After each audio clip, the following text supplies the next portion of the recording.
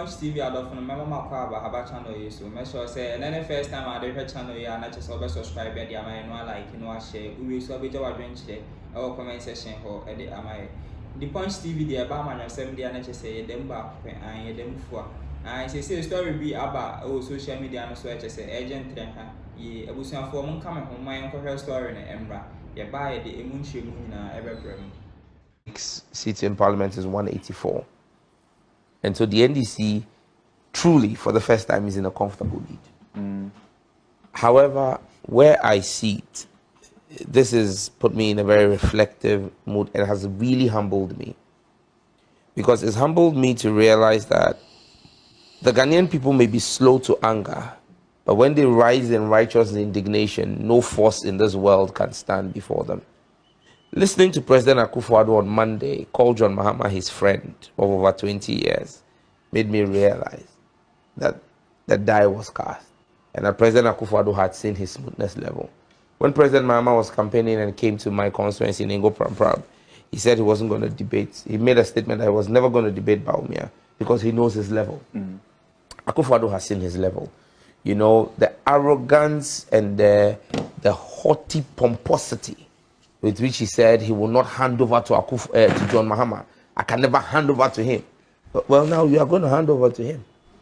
No, go and drink the kole. You would hand over to John Mahama because that's the power of the Ghanaian people.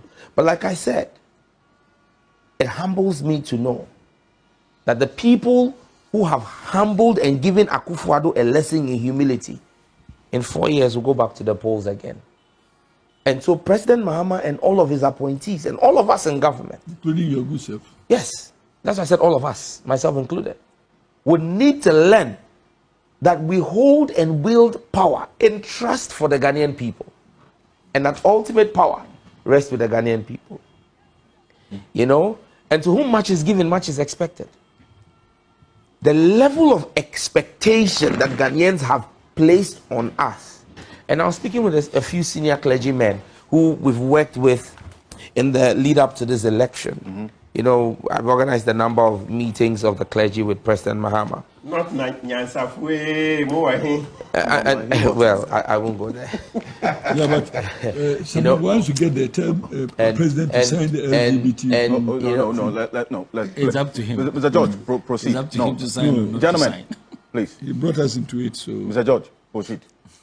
And some of the clergymen, I said to them, I said, look, the prayers and counsel that was given to President Mahama in the lead up to the election were the prologue.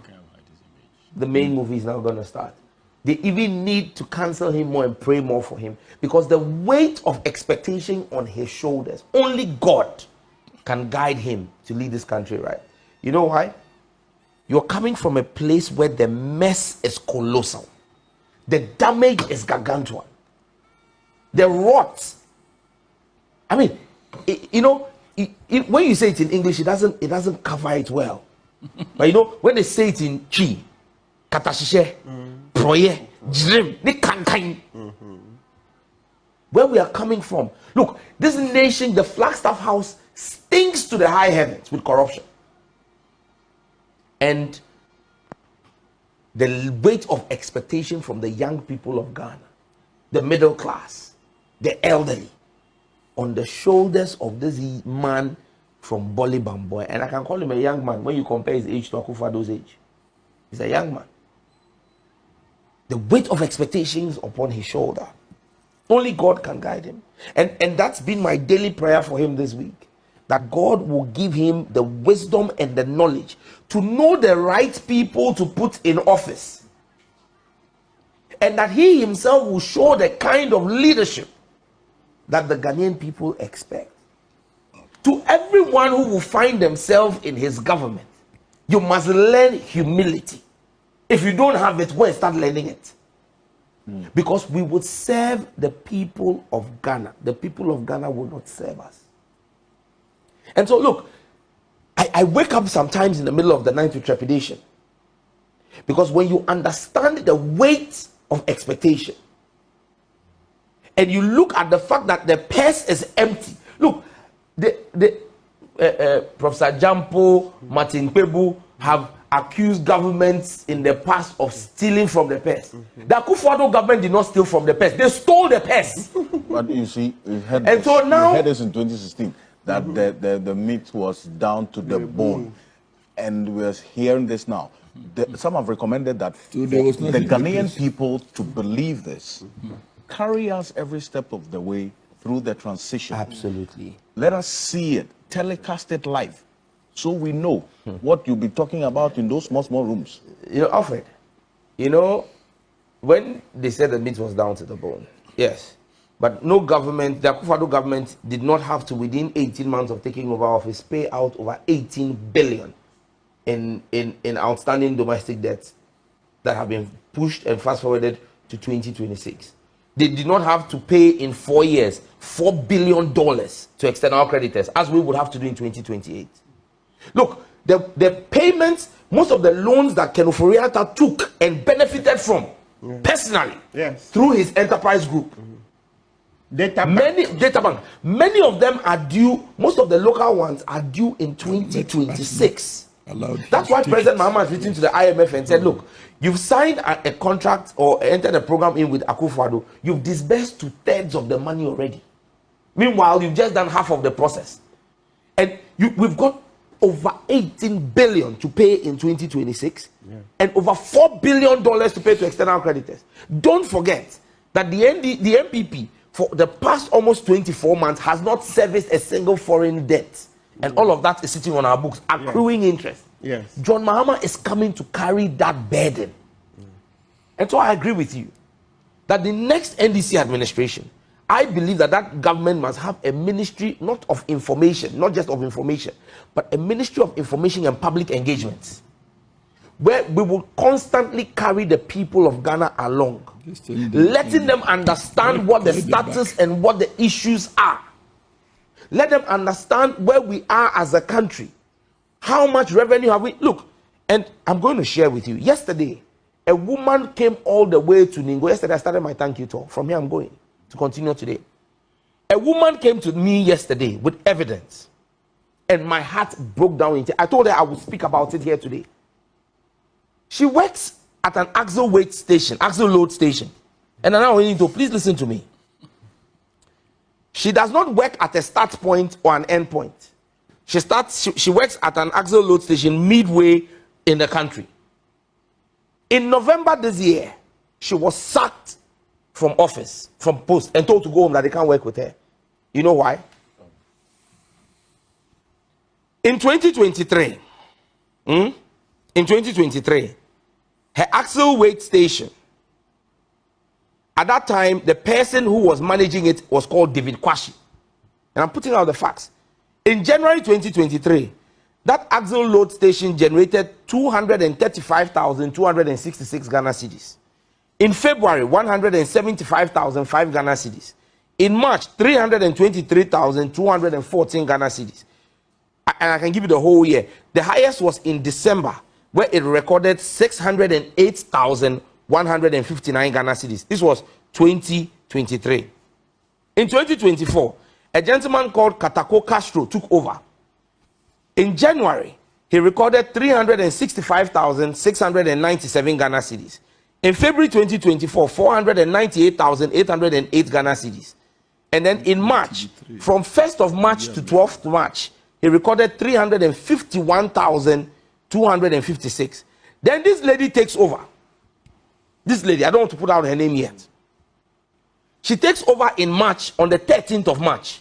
From 13th of March to 31st March, her revenue she generates is 1,266,847.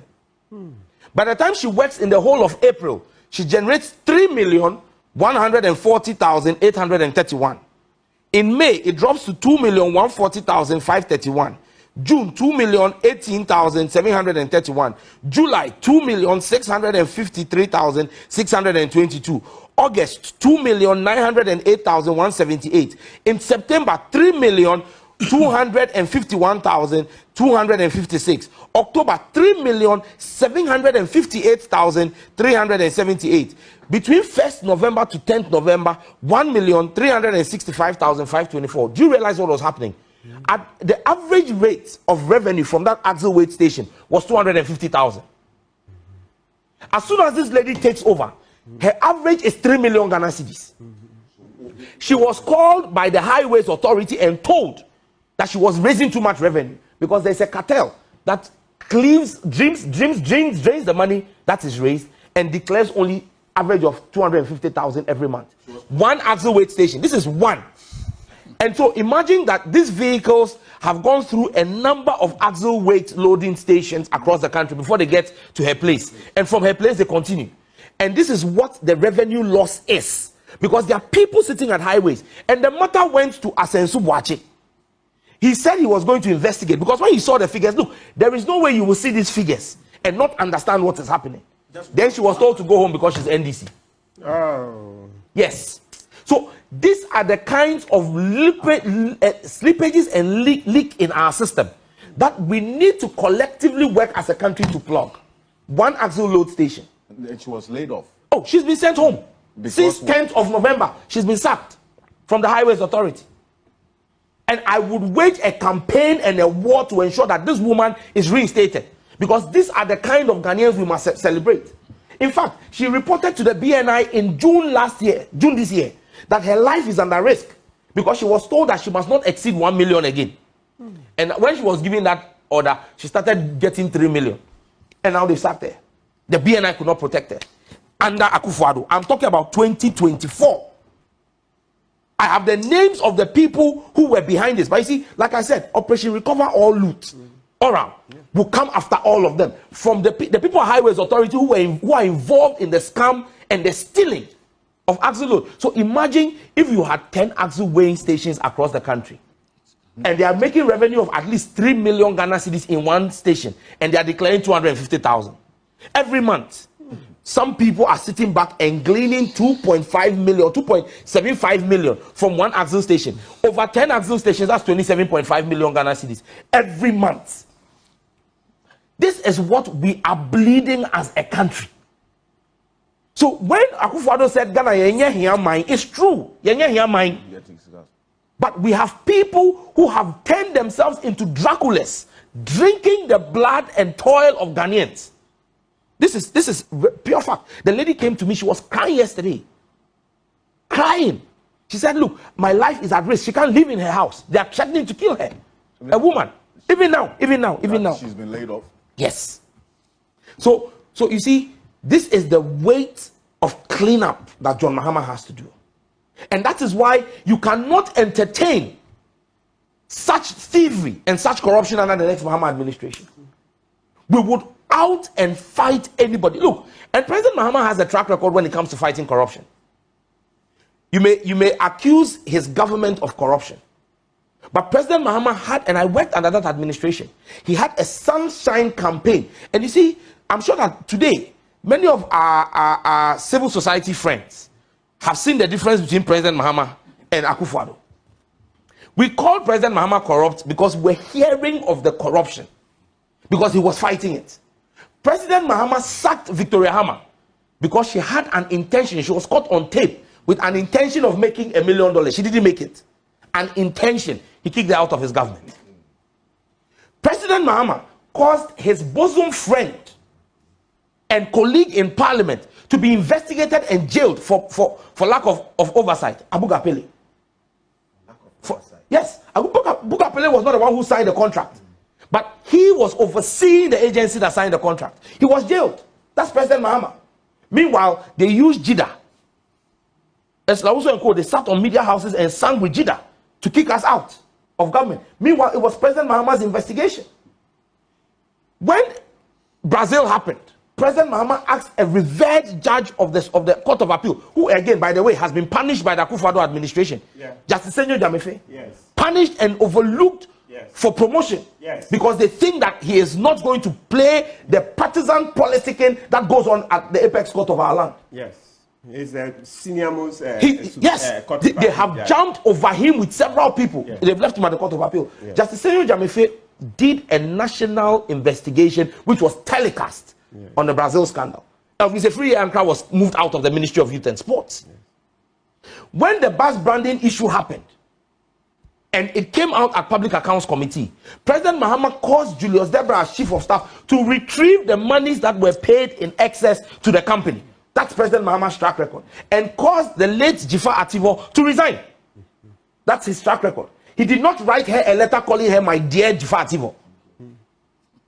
As you see Akufo-Addo with his Dapa. So the corruption happened, but then he fought it. When we got wind, again, let me give you another example. When we got wind in the Flagstaff House that there was something fishy going on at National Service Secretariat, he asked the BNI to investigate it, including the director of National Service Secretariat, and 144 others were prosecuted under President Mahama. Yes.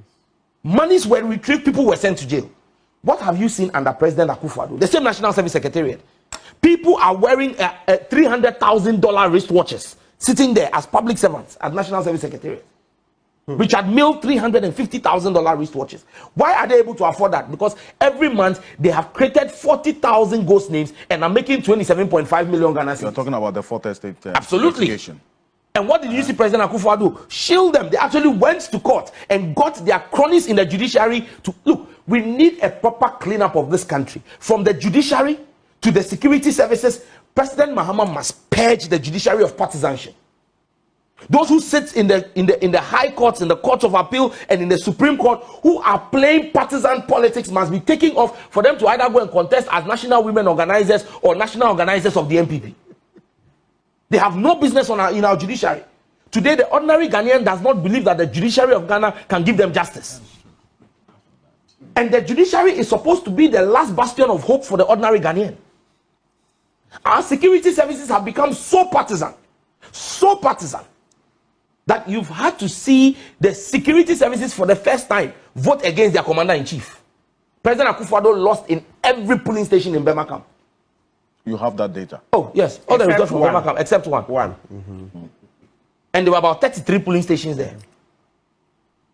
They voted. Look, this vote is not just a vote against Bawumia, it's a referendum on Akufo-Addo's governance, of which Bawumia is part of. Yes. Article 76. You understand? Part of the cabinet. So you can't run. That's why I said that. Look, the burden on Mahama. You need to clean our civil service, because you have. The Punch TV Addo from Mahama Mahaba channel so make sure say and then the first time I do her channel you not just subscribe there am like share we will so be job adventure our comment section or the Punch TV there.